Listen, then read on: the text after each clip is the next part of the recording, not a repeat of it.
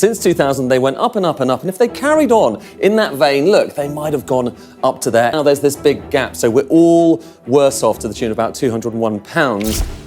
The United Kingdom, once a symbol of prestige and power, now has little to no future. The country that once ruled over a considerable part of the world is now struggling with the most severe economic and social problem in its history. Debt has reached 99.5% of GDP, and the workforce is shrinking due to long-term sickness. Hospitals are understaffed, productivity has plateaued since 2008, and the inflation rate is a whopping 11%. More than 100,000 truck drivers are required, and poverty is increasing catastrophically. With 2 million people struggling for food monthly, the question arises, how did the UK's economy fall so hard? Join us to discover why the United Kingdom has no future, jobs, money, or hope. In June 2016, the UK decided to withdraw from the European Union. This event was termed Brexit. On June 23rd, the British voted to leave the European Union with a close percentage of 52 to 48. This was the start of a lot of economic unrest. Brexit was caused by a political decision of the people of the United Kingdom who wanted their country to regain its lost sovereignty. However, understanding the impact of Brexit requires a look back at the formation of the European Union. After the Second World War, European statesmen realized the importance of supranational cooperation for preventing conflict and not being left out in the international division of work. Thus, in 1952, Belgium, France, Germany, Italy, Luxembourg, and the Netherlands came together to forge a new organization, the European Coal and Steel Community. The cooperation included such strains as France using German coal for reconstruction and Germany using steel to sell it to neighboring countries. This early union was so effective that other nations were ramped into what is now referred to as the European Union, which was formed in 1993 and has 27 members today. Membership to the European Union provided significant benefits, and these are as follows. Individuals could move and settle in any member country. Services and products could be transacted across borders with ease, and states, especially the small ones, had more bargaining power in the community. For instance, on the Trade Liberalization Forum, the European Union's population of 450 million and high per capita income gave a grip against larger countries such as India. Such a setup was to the advantage of all members to improve their operation worldwide and economic status. Nevertheless, for several reasons, the UK decided to leave the European Union even when it has these benefits. First, people noticed that the European Union received more from the UK than it provided. For example, an analysis of the statistics between 2012 and 2016 suggests that European Union fishermen were catching 760,000 tons annually from the British waters. While the British fishermen were oxygenating 99,000 tons of fish in the European Union waters, the European Union was oxygenating 8 times more than them.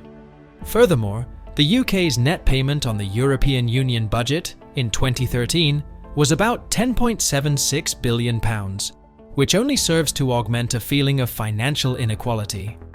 Secondly, one of the hardest fought battlegrounds was immigration. When the European Union was integrating, many people from less developed countries immigrated to the UK, raising the foreign population from 5.3 million in 2004 to 9.5 million in 2021. This inflow put pressure on public facilities, accommodation, and employment, thus increasing the concern of the British population. Lastly, the UK believed that it could gain better deals for trade than the European Union by coordinating them independently. The result of all these pointers was the Brexit referendum, and on June 23, 2016, the United Kingdom officially went for Brexit. However, the situation changed after Brexit, and the UK's position significantly worsened.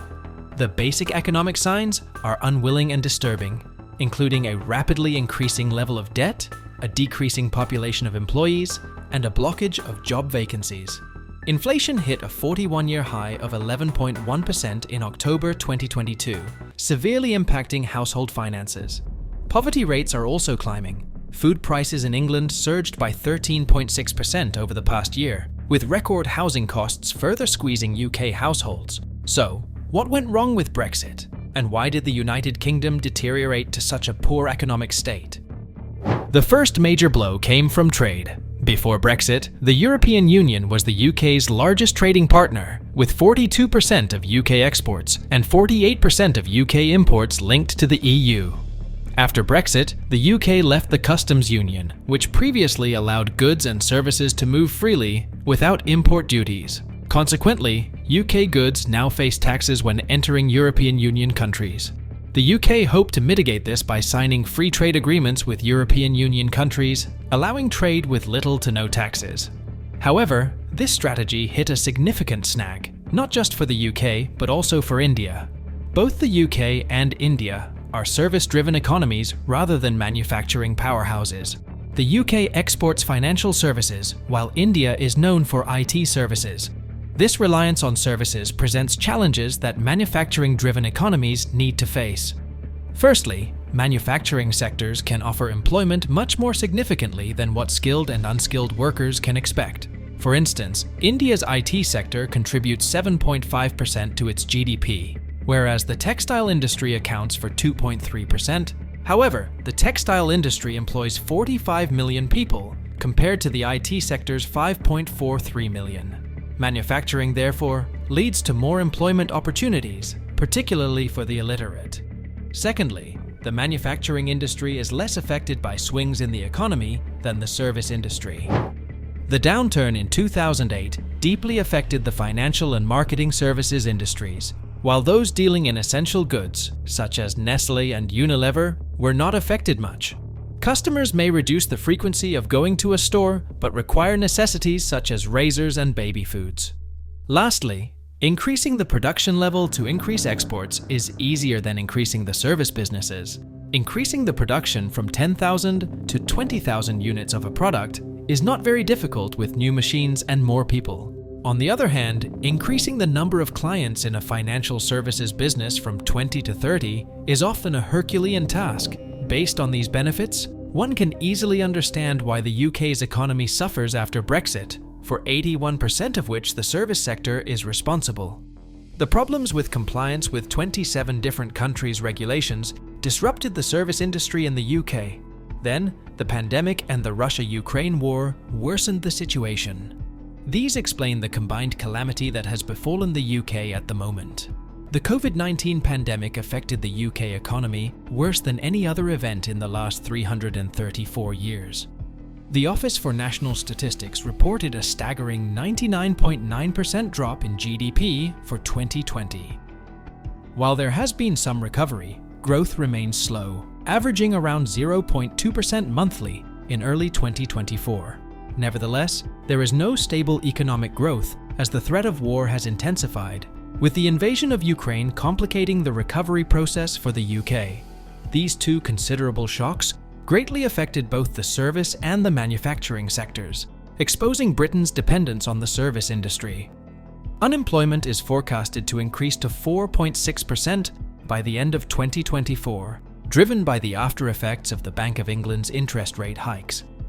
Furthermore, Brexit has exacerbated the UK's labour crisis. By 2021, around 200,000 European Union citizens had left the UK, leading to significant shortages in critical areas. Now the country needs more than 100,000 plus truck drivers and 30,000 plus nurses. Currently, 89,000 employees are experiencing gross pressure in areas such as hospitality and transportation. Its effectiveness, combined with a depreciating pound, causes inflation and puts the population in a state of poverty due to the lack of workforce. Thus, the UK is caught in a vicious circle. The government does not well fund health and welfare, resulting in a workforce with long-term sickness. These people must work or spend, slowing the economy's growth to a crawl. As a result, both the government and companies require more funds to grow or produce revenue, making for a devastating positive feedback cycle between governmental expenditure, people's health, employment rates, and economic development. That is why the government provides changes in fiscal policy, potential tax reductions, and changes in public spending to increase growth. Still, these measures might alleviate some of the problems of constrained public finances. The Bank of England will be expected to start cutting interest rates from mid-2024, which will encourage economic activity.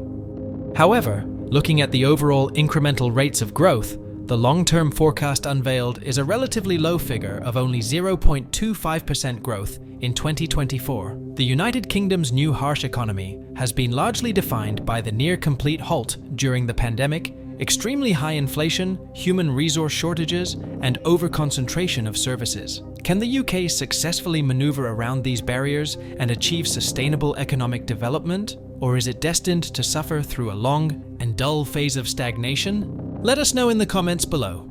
If you enjoyed this deep dive into the UK's economic situation, make sure to hit that like button, subscribe to our channel for more insightful content, and ring the bell so you never miss an update. Thanks for watching.